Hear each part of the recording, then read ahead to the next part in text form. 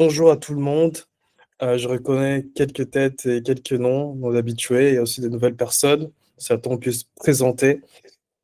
Donc, je suis content effectivement de travailler avec l'ESAS.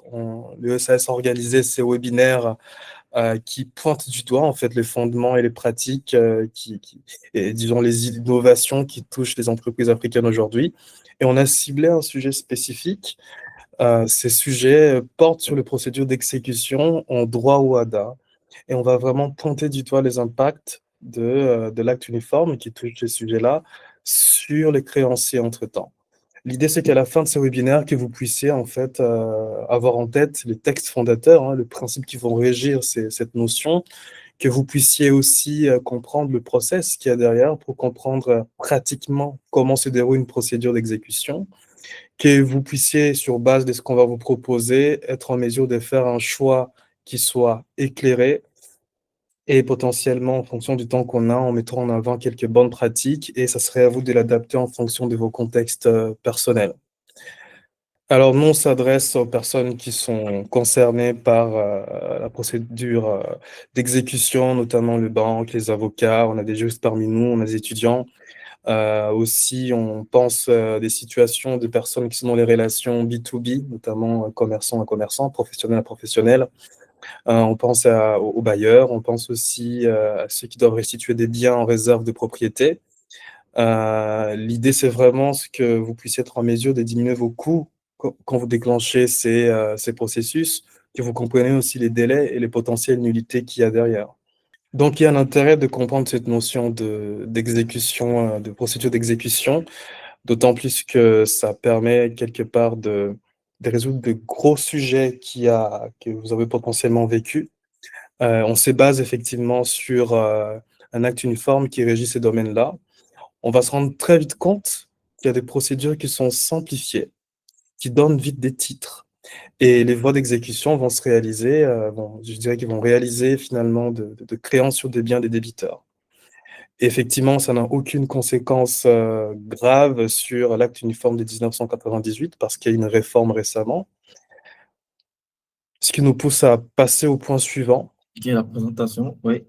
Effectivement, juste avant d'aborder le vif du sujet, j'aimerais me présenter. Donc, je suis Jonathan Maboulaï, je suis juriste en droit de société, en gouvernance et en droit boursier chez Worldline, une société cotée en bourse qui s'occupe effectivement de sécuriser les paiements de ses clients dans le monde entier, dans plus de 40 pays, avec plus de 18 000 salariés dans le monde. Et je prends plaisir à travailler avec les dirigeants de cette société. Et en dehors de cette casquette, je suis aussi président du club OHADA de Toulouse. Et je prends vraiment plaisir à diriger une équipe qui met en place des projets très intéressants, des projets qui visent à vulgariser le droit OHADA au sein de l'Université de Toulouse. Et on est en partenariat avec plusieurs clubs, notamment le club de Paris, le OSAS et d'autres que je ne citerai pas aujourd'hui. Et notre but, c'est de mettre en place un diplôme universitaire juriste OHADA pour permettre aux étudiants africains et d'autres qui s'intéressent à ces sujets-là de faire le pont entre l'Occident, entre l'Europe, les États-Unis et l'Afrique entre-temps. Donc, pour ceux qui ont des questions, qui voudront savoir plus sur le droit OHADA, sentez-vous libre d'aller sur nos réseaux, que ce soit sur Instagram, que ce soit sur LinkedIn, sur Facebook, sur X, pour nous poser des questions. Donc, je vais laisser la main à Fabrice qui va vraiment entrer dans le vif du sujet. À toi la main, Fabrice.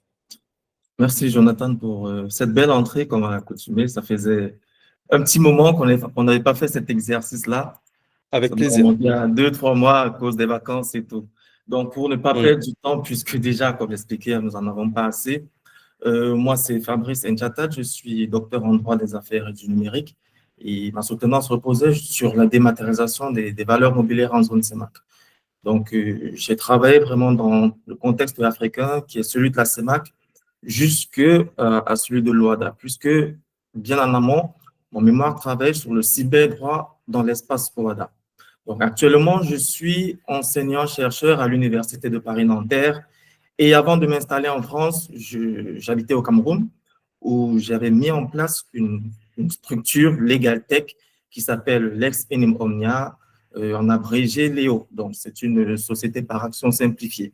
En termes d'expertise, il y a justement le consulting, il y a les formations, on est orienté Legal Tech, il y a aussi des aspects de logistique. On touche vraiment dans cette structure-là au droit des contrats, au droit des sociétés, au droit du numérique, au droit des marchés financiers et particulièrement au blockchain, smart contract et bien entendu à l'intelligence artificielle. Et on a eu pas mal de références qui sont des entreprises avec lesquelles on continue aujourd'hui d'exercer, parmi lesquelles on a la Banque internationale du Cameroun pour l'épargne et le crédit. Donc, la thématique de ce jour va porter justement sur les procédures d'exécution en droit WADA et l'impact sur les créanciers. C'est en quelque sorte, c'est le 6e module d'une série de webinaires qu'on a débuté avec le club WADA depuis janvier de cette année. Donc, on a touché au droit des sociétés, au droit commercial, aux sûretés, au mode alternatif de règlement de conflits, entre autres. Et on va s'appesantir ce matin sur les procédures collectives. Pardon, pas les procédures collectives, parce que ça, c'est un autre sujet. C'est quand on parle de redressement, les procédures d'exécution. Donc, pour rentrer dans le contexte de la créance. Alors, parlons de cadre juridique OHADA, justement. Quel est le socle des procédures d'exécution en droit OHADA? On a le principal pilier qui est l'acte, l'AUP-SRVE en abrégé, c'est l'acte uniforme, les procédures simplifiées, le recouvrement et les voies d'exécution. Donc, c'est un peu le manuel d'exploitation des titres. Il dit comment passer du papier. Quand on parle de papier, c'est le jugement, c'est l'acte authentique, c'est l'injonction qui devient exécutoire. Et là, pour arriver à la réalité d'une saisie sur un compte bancaire, un salaire, un stock ou un immeuble. Donc, savoir le consulter vite et bien, c'est gagner des semaines. Donc, pour continuer justement avec ce socle-là, on a le livre 1 qui porte justement sur la procédure simplifiée en elle-même parce que l'AUP-SRVE, bon, pour raccourcir, on va dire l'AUP, pour faire simple, il est divisé en 2 blocs. Donc, premièrement, on a les procédures rapides qui visent à obtenir un titre exécutoire sans l'odeur initiale. Et une fois qu'on a le titre, on va passer un peu en quelque sorte à la saisie, aux saisies organisées. Donc, dans ce sens-ci, on aura les voies d'exécution mobilière ou immobilières qui sont structurées de façon graduée. Et l'ossature de ce livre-là, qui est l'AUP, est régie par 3 principes qui vont guider les choix. On a premièrement l'efficacité, qui est celle d'aller directement à la liquidité, la proportionnalité, donc pour savoir ce qu'il y a en termes d'équivalence entre le coût et la valeur à recouvrer, et la sécurité des tiers, justement, pour éviter des annulations. Donc ça, ce sont des cas qu'on va approfondir au fil de la lecture de ce webinaire. Alors, une précision, c'est qu'on avait d'abord un acte uniforme adopté en 1998 qui a été révisé dernièrement, il y a cela 2 ans, en 2023, et qui a fait beaucoup de remous au sein de la doctrine et aussi de la jurisprudence. Ce qu'il faut retenir des axes de la réforme de 2023, c'est qu'elle a clarifié les délais, elle a renforcé la traçabilité des notifications et fluidifié certaines saisies, notamment l'attribution sur les créances d'argent. Donc, ce qui signifie que dans ce contexte, il y a moins d'incertitudes professionnelles, plus de prévisibilité sur le calendrier et une meilleure capacité à prouver que tout est fait dans les règles.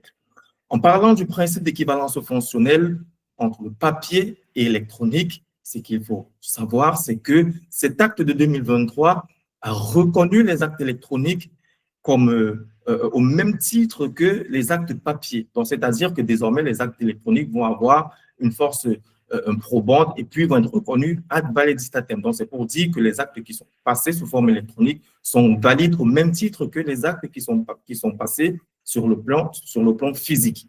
Donc, la reconnaissance des actes électroniques a des effets sur la preuve et la notification en termes, bien entendu, de célérité. Par ailleurs, on a la vitesse de circulation de l'information qui a pour effet de réduire les risques d'annulation qui sont liés aux formalités. Donc, grosso modo, l'AUP de 2023 va rationaliser les jalons dans la mesure où les délais et formalités sont clarifiés pour limiter les nullité techniques et favoriser de ce fait l'encadrement des tiers puisque les obligations du tiers saisi sont mieux définies pour sécuriser l'attribution. Alors, de façon concrète, qu'est-ce que cet acte uniforme a comme impact pour les créanciers? Il y a 3 gains concrets. En premier, c'est l'accélération. On obtient plus vite un titre et on enclenche plus vite une saisie. Sur le deuxième plan, c'est la sécurité probatoire. À ce niveau, chaque étape va laisser une trace qui est exploitable en cas de contestation. Et le troisième point, c'est la prévisibilité, dans la mesure où les créanciers peuvent planifier les différentes étapes et les divers cours. Donc, en clair, ceux qui sont créanciers, vos créances vont devenir plus finançables et négociables. Pour continuer, il y a ce qu'il faut retenir en termes de réflexe, donc la ligne directrice un peu de cet acte uniforme. C'est premièrement le titre, deuxièmement, c'est la signification et en troisième lieu, c'est le ciblage. Alors, parler de titre, c'est quoi? Dans ce contexte, si le titre exécutoire va supposer tout simplement qu'on va pouvoir vérifier qu'on a un titre qui est valide et immédiatement exploitable. Ça, c'est la première étape.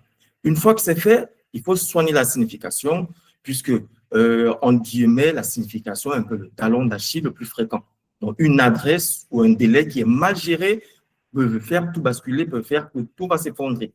Et le troisième point, quand on parle de voie d'exécution ciblée, c'est-à-dire qu'il faut toucher, il faut en fait mettre en ligne de mire l'actif le plus liquide. Ça peut être dans ce sens une banque, un grand client du débiteur ou un salaire. Et il faut noter que dans ce contexte-ci, chaque jour gagné avant information du débiteur va bien entendu augmenter vos chances. Premier livre, justement, les procédures simplifiées. Qu'est-ce que cette notion va recouvrir?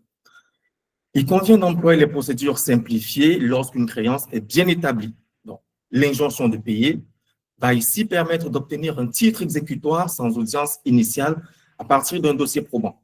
Donc, plus la qualité des pièces est élevée, plus la probabilité qu'une ordonnance claire et exploitable augmente. Ça, c'est un terme de panorama. Ensuite, on va essayer de lister un peu les différents types d'injonction de payer, ou du moins les mécanismes. La première chose est l'admissibilité de l'injonction de payer, donc la qualité de la créance. Dans ce cas, la créance elle doit être certaine, liquide, exigible. Ça, c'est un peu des principes fondamentaux qu'on commence à étudier dès la troisième année de licence de droit. Pour dire que la créance elle doit exister, il faudrait qu'elle soit liquide et puis que l'échéance soit arrivée à terme quand on parle d'exigibilité. Il y a donc lieu dans ce contexte de rassembler des écrits qui racontent une sorte de chronologie. Donc, premièrement, ça peut être les contrats, ça peut être les bons, ça peut être la facture. On a également les relances qui vont rentrer en ligne de mire. Et puis, il y a les éventuels aveux du débiteur. La compétence matérielle et territoriale du juge va se vérifier avant tout dépôt, afin d'éviter qu'il y ait une éventuelle irrecevabilité de pure forme. Et dans ce cas, on a un dossier prêt qui suppose qu'un ensemble de pièces soit cohérent et favorise une ordonnance rapide. Ensuite, on a le déroulement de l'injonction de payer. Il y a premièrement la phase non contradictoire, ça suppose qu'il n'y a pas de débat.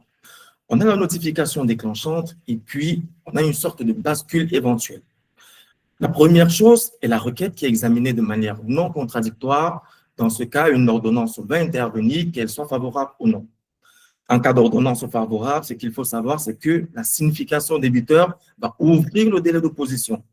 Si opposition il y a, l'affaire bascule en contradictoire, c'est-à-dire qu'on va mettre en confrontation le créancier et le débiteur. Et dans ce cas, l'avantage demeure car le dossier a déjà été structuré et circonscrit. En outre, il y a, en cas de défaut d'opposition, l'ordonnancement va acquérir force exécutoire. Donc, il importe, dans ce sens, d'avoir cartographié à l'avance les gisements des liquidités. Ça, c'est un aspect qu'on a expliqué un peu plus tôt, c'est-à-dire de savoir qui est-ce qu'on va toucher directement. Ça peut être une banque, ça peut être les principaux clients ou ça peut être un employeur dans le cas où on a affaire à un débiteur qui est salarié. Donc, une synchronisation des significations débiteurs et aux tiers saisis va limiter les risques d'assèchement des comptes avant attribution. Un autre point, c'est l'injonction de délivrer ou de restituer. Ici, il faut un objectif précis, il faut un schéma qui est bien commun et puis une exécution matérielle. Dans ce contexte, lorsque une exécution en nature est visée, ça peut être une remise d'un bien ou bien une sorte de restitution. L'injonction spécifique suit le même schéma. Donc, on a d'abord une requête, ensuite une ordonnance, une signification et une opposition éventuelle. Il faut retenir que dans les lignes de l'AUP, l'opposition n'est pas de facto. Donc, la réussite va reposer sur l'identification précise du bien, des références, par exemple, des factures, des numéros de série ou encore la localisation pour permettre justement l'appréhension matérielle.